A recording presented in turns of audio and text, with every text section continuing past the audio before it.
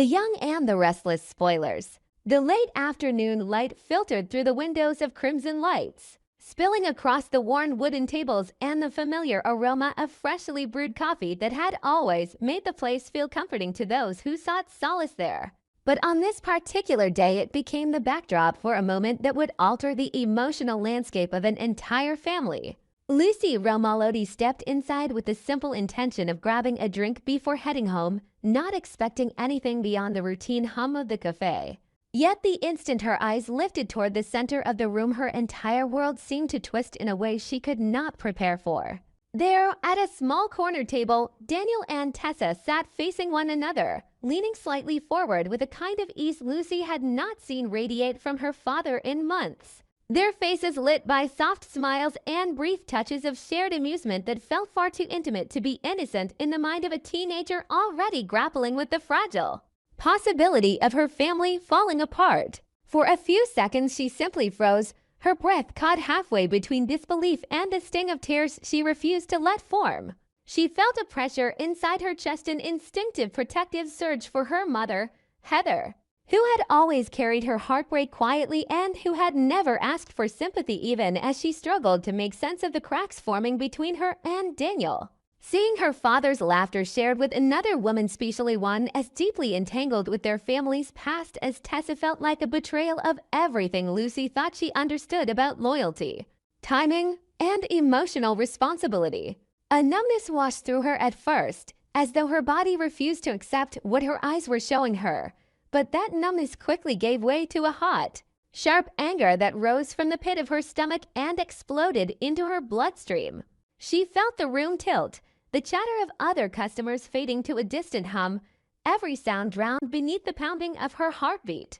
She could not process reason, could not engage in restraint, could not imagine standing still while her father enjoyed himself with someone who had no right, absolutely no right, to be sitting there laughing with him in this moment where everything at home felt like it was breaking apart. Without fully realizing she was moving, Lucy stormed across the room, her footsteps quick and deliberate, her pulse thundering behind her ribs. The moment she reached their table, all of the pain and fury that had been boiling over detonated in a single action she did not question, she did not rehearse, she did not second guess. Her hand swung outward in a fierce, instinctive arc, landing across Tessa's cheek with a sharp crack that sliced through the cafe and silenced every conversation instantly. Gasps rippled through the room, a wave of shock that reflected not just the violence of the moment, but the raw emotion etched across Lucy's face, a mixture of betrayal, heartbreak, and the ferocious need to protect someone she loved. Tessa recoiled, stunned, her eyes wide with confusion and a flush rising across her skin, unable to register how quickly a quiet afternoon had transformed into chaos. Daniel jolted upright from his chair, his expression shifting from surprise to horror. Yet Lucy didn't even look at him.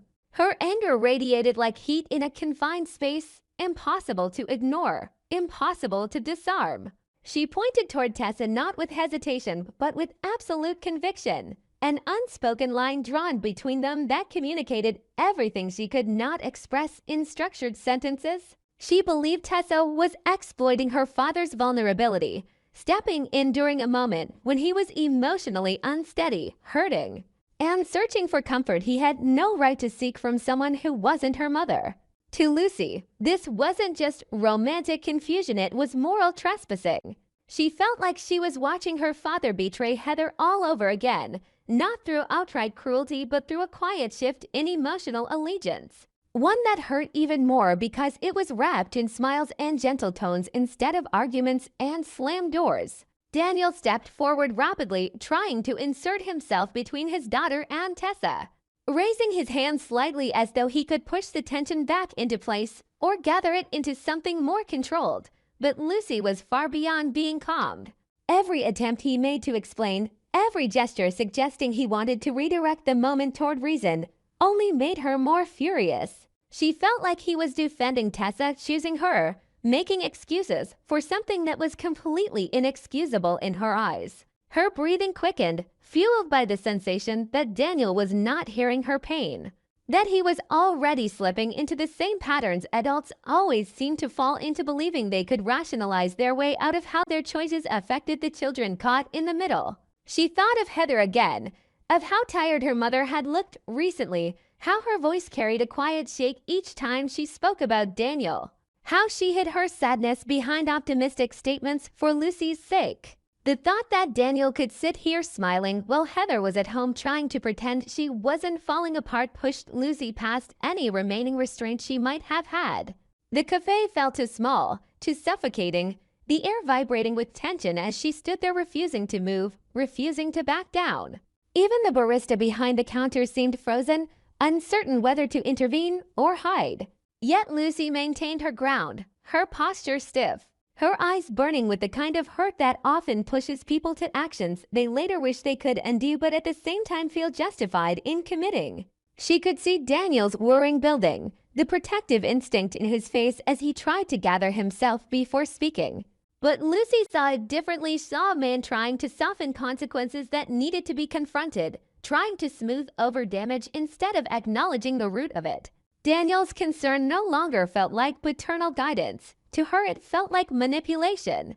It felt like he was already choosing Tessa's feelings over hers, already deciding that Lucy's reaction was unreasonable instead of recognizing it as a valid expression of pain from a daughter who feared losing both of her parents in different ways. Her anger sharpened into a deeper form of resolve, a cold clarity that allowed her to declare inwardly what she could no longer tolerate. She didn't want Tessa near her father. She didn't want her stepping into the fragile cracks of their family and widening them. Even the idea of a new romance, no matter how harmless it might look on the surface, felt like a direct insult to everything Heather had endured, everything Lucy had been trying to hold together. She didn't trust Tessa's intentions, didn't believe her presence here was innocent, didn't accept the notion that this was simply a friendly moment. In Lucy's eyes, it was predatory in its own subtle way. It was opportunistic. It was forbidden.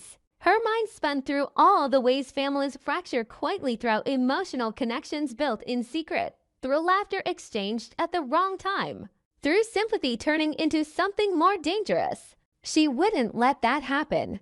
She wouldn't allow someone like Tessa to slip into the cracks and take advantage of Daniel's confusion or loneliness. Daniel's voice, shaken and pleading beneath the surface, barely reached her through the pounding in her ears. She felt her father's hand lightly touch her arm, but she pulled away, not out of hatred but out of the conviction that she needed to stand her ground. She didn't want comfort. She wanted accountability. She wanted acknowledgement that her pain mattered. She wanted Daniel to understand that even unintended betrayals cut deeper than visible wounds.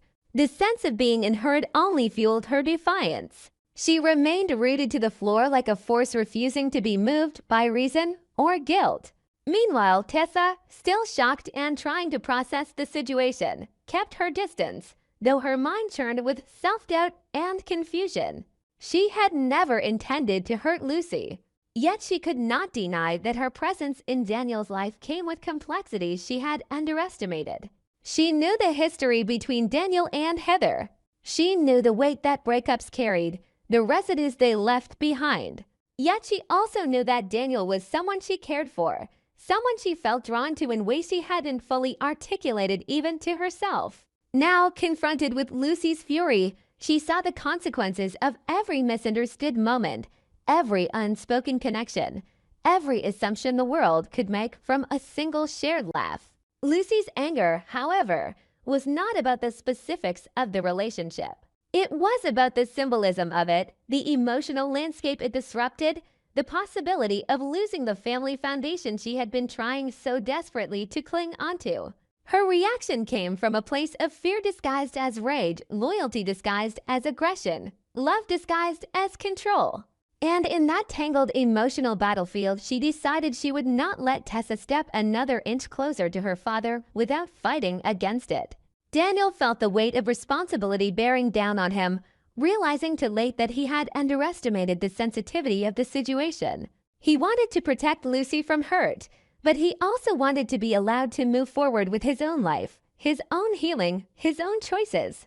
Yet standing there between his daughter and someone he cared for, he understood the impossible position he had put himself in. He had unintentionally placed Lucy in the crossfire of his emotional uncertainty, and now he was witnessing the explosive consequences of that mistake. As Lucy glared at both of them, her chest rising and falling rapidly, it was clear this confrontation was only the beginning. It marked the moment where unspoken tensions finally surfaced, where unvoiced fears transformed into actions, where loyalties would be tested in ways none of them were prepared to handle. It left a tremor in the air, a lingering discomfort that settled in the silence after the shock faded. And it raised difficult questions about how fractured bonds could be repaired or whether some wounds were destined to reshape the dynamics of their family forever. The confrontation at Crimson Lights did not end when Lucy turned on her heel and stormed out, leaving a stunned silence and a trail of shock in her wake. In many ways, that public explosion was only the opening move in a much deeper battle that would be waged behind closed doors, in the quiet, charged spaces where a father and daughter were forced to look at each other not just as family, but as two people with opposing definitions of loyalty. Back at the apartment, the air felt heavier than usual, carrying the residue of every unspoken word from the cafe. Lucy's anger had not burned out on the walk home. If anything, it had become more focused, more deliberate, as she replayed the image of Daniel and Tessa laughing together, the soundless scene looping like a cruel montage in her mind. There was no room left for confusion or excuses. In her eyes, lines had been crossed. She saw her mother's face in every thought, the quiet fatigue in Heather's expression, the way she tried to hold herself together even as Daniel drifted further away from her emotional orbit. By the time Daniel arrived home, his shoulders tight, his expression still carrying the shock of what had happened, Lucy had already made a decision. She would not simply cry and retreat into her room. She would not silently accept the idea that adults could make selfish choices and expect children to adapt. She would fight for what she believed was right, and if that meant forcing her father into a corner, then so be it. When Daniel tried to approach her, his instinct still leaning toward calm explanations and gentle reassurance, he immediately sensed that something in Lucy had hardened. There was a new stillness in her posture, a defiant steadiness in her eyes that did not belong to a frightened child, but to a young woman whose trust had been pushed past its limit. Before he could roll out the kind of reasoning he hoped would soothe her, Lucy made her terms crystal clear in a way that left no space for misinterpretation. In her mind, there would be no gradual adjustment, no easing into acceptance of his relationship with Tessa. For Lucy, the situation was binary. Either Daniel ended whatever was happening between him and Tessa, or Lucy would remove herself from the environment entirely. The threat was not idle or dramatic for the sake of attention. She meant it. She framed it not as a tantrum, but as an act of self-preservation. She did not want to live in a home where her father's choices constantly reminded her of her mother's pain. She did not want to share space with a version of Daniel whose happiness was built atop the rubble of Heather's heartbreak. She was prepared to walk away, to pack a bag, to call her mother and say she could no longer exist in this emotional crossfire. Daniel felt the weight of the ultimatum slam into him with the force of a physical blow. He knew Lucy had been struggling, but he had underestimated the depth of her resentment, the extent to which she had internalized Heather's quiet suffering. He tried to steady himself, to reach for the kind of language that might bridge the gap between his truth and hers. He thought about how empty his life had felt in the months after everything fell apart, how he moved through his days with a numbness that no professional success or distraction could touch. He thought about how unexpectedly Tessa had become a source of comfort, someone who saw the pieces of him that were still trying to heal and didn't turn away. Happiness had become a rare, fragile thing, and he had clung to it when he found it, believing he deserved at least a small piece of light after so much regret. When he tried to convey that, to explain that Tessa was not some calculated replacement for Heather or a casual fling he could drop on command, he was not trying to dismiss Lucy's feelings. He was trying to tell her that he was still a person with needs, with wounds, with the right to move forward. But to Lucy, Every word sounded like justification, like a subtle attempt to normalize what she saw as betrayal. She heard not a man in pain, but a man building a case for why his desires should override the devastation he was causing to the people who still loved him. Her resolve did not soften, not even as Daniel's voice grew more strained, his eyes reflecting an anxiety that bordered on desperation. Lucy's threat evolved from emotional leverage into something sharper and more calculated. It was no longer just about leaving. It became about consequences, about what would happen if Daniel insisted on pursuing a relationship that, in her view, should never have been allowed to start. Lucy carried more knowledge than her father wanted to admit. She had overheard fragments of late-night phone calls, glimpsed messages left open on screens, watched the ways Daniel's work and personal boundaries blurred as he tried to balance his creative projects with his unraveling family life. She knew the sensitive points in his life, the areas where a single allegation or revelation could complicate everything from his reputation at work, to his co-parenting dynamic with Heather, to his already fragile standing as a reliable father. When she made it clear that she was willing to expose certain information if he refused to step away from Tessa, she crossed into a territory even she had not planned to enter. But in that moment, the idea of pressing on those fault lines felt justified, because she believed he had already broken something sacred by choosing this new happiness at the worst possible time. The threat of exposure pulled Daniel into a terrifying space of known outcomes. He found himself trapped between the two people who meant the most to him in completely different ways: his daughter and the woman who had become his unexpected lifeline. If he yielded entirely to Lucy's demands, he risked losing the first real sense of emotional connection he had felt in months, perhaps years. He feared sinking back into that hollow version of himself who drifted from day to day on autopilot, fueled by guilt but devoid of hope. Yet if he refused, he risked destroying the fragile trust that still existed between him and his daughter, deepening her sense of abandonment, and triggering retaliatory actions that could rip apart not only his personal life, but his professional standing. As Lucy stared at him, unwavering, he saw no compromise in her gaze. She had constructed her own moral framework around this situation, and in that framework there was no middle ground. He was either on her side, standing with his family, or he was aligning himself with Tessa at the expense of everything else. The tension radiating from this stalemate inevitably reached Tessa. Even before Daniel relayed the details of the confrontation, she could feel the shift in his energy, the heaviness in his words, the way his shoulders seemed to sag under the invisible weight of a decision he might soon be forced to make. When he finally told her the truth that Lucy had slapped her in public, that his daughter had demanded he end their relationship, that threats had been made and lines had been drawn, Tessa felt a mixture of hurt, guilt, and a dawning realization that she was, whether she liked it or not, at the center of a family crisis she had never intended to ignite. She did not want to be the reason a father and daughter were tearing each other apart. She did not want her presence to become a wedge that pushed Lucy further away from the man who was desperately trying to repair the damage of his past mistakes. The idea that Daniel might sacrifice his relationship with his daughter to keep her in his life horrified her more than the idea of losing him. A part of her wanted to pull back, to extricate herself for the sake of peace, but another part ached at the thought of relinquishing the connection they had built, a connection that felt truthful and healing in ways she could not dismiss. While Daniel spiraled internally, trying to find a version of events in which everyone might somehow come out intact, Lucy moved in a direction he had not anticipated. Her threats were not empty words thrown in a moment of heat.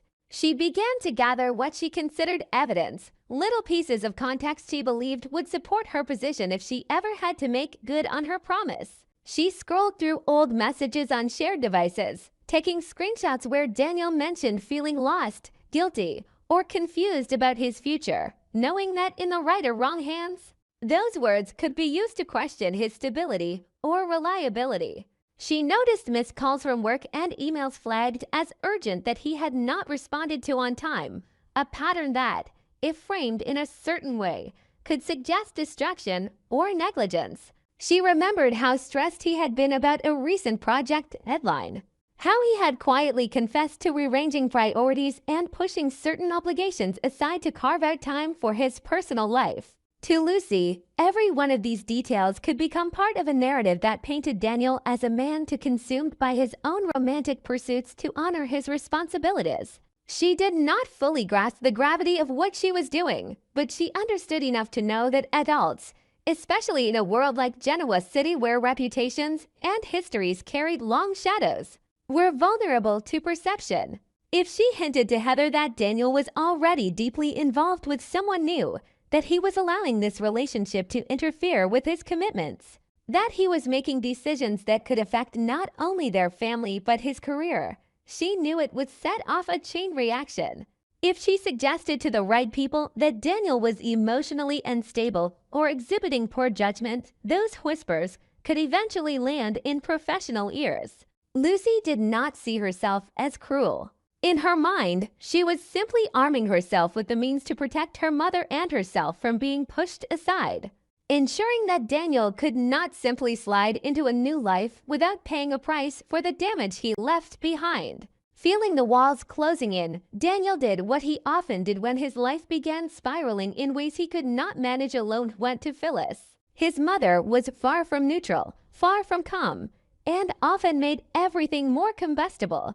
But she was also brutally honest, fiercely protective, and unwilling to let him wallow in indecision.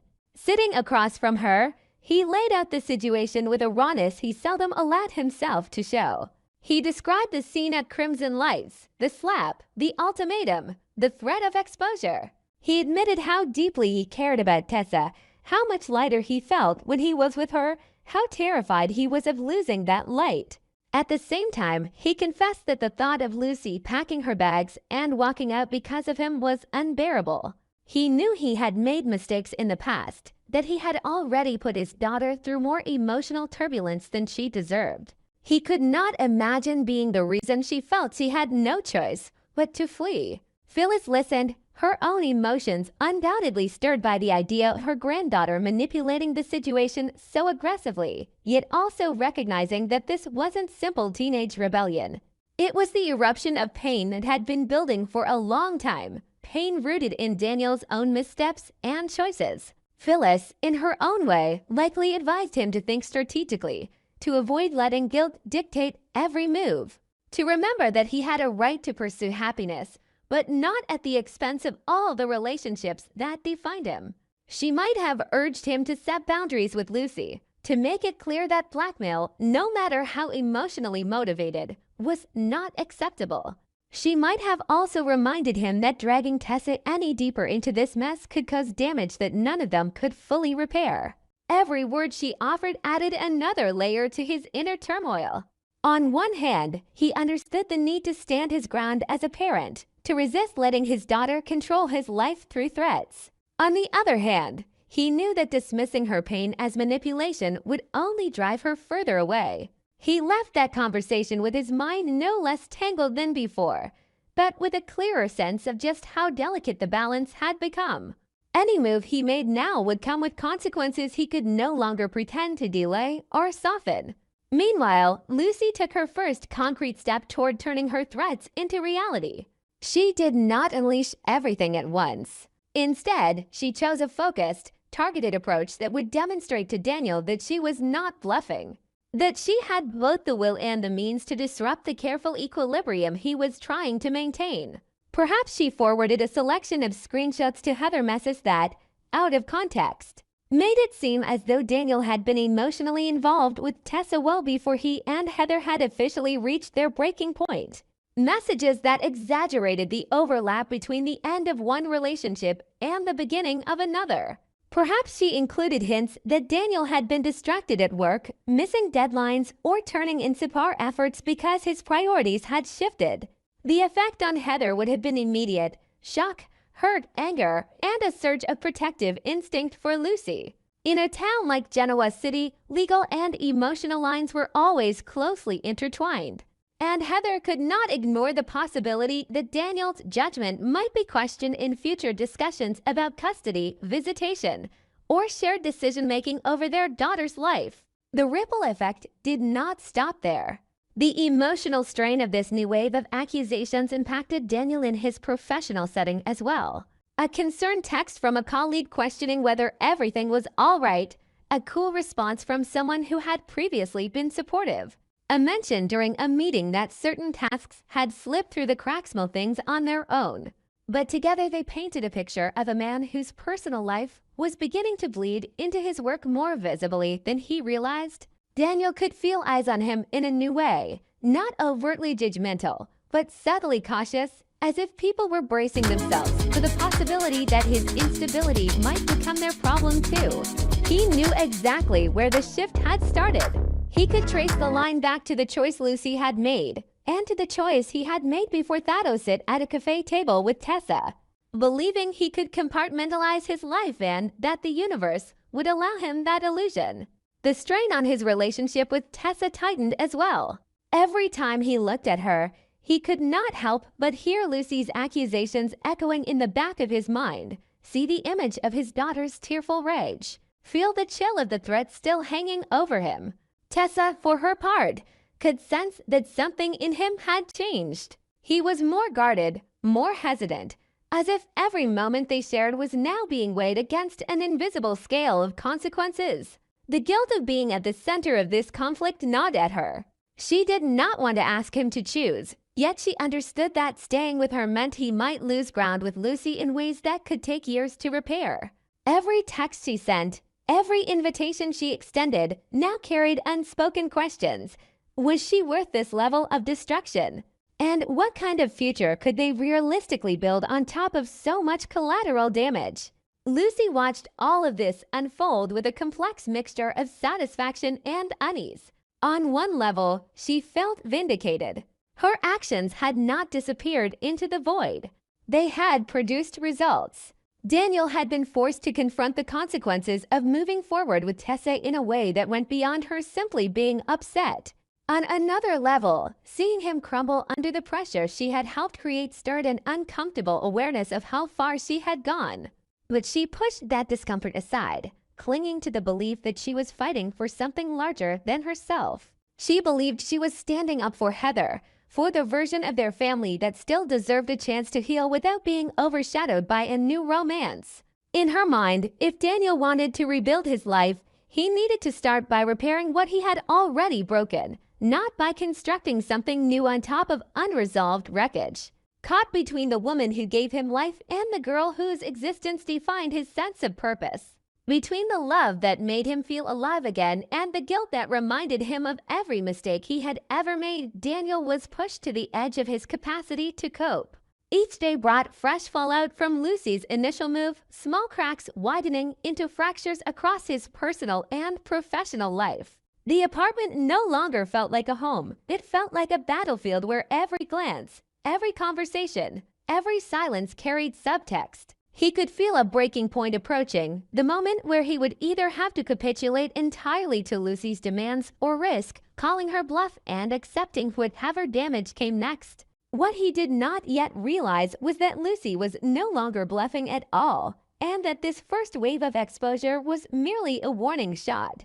The real question looming over all of them was not whether he would choose his daughter or his lover, but how much of himself would be left intact once that choice was finally made and the true cost of his decision came crashing down around him.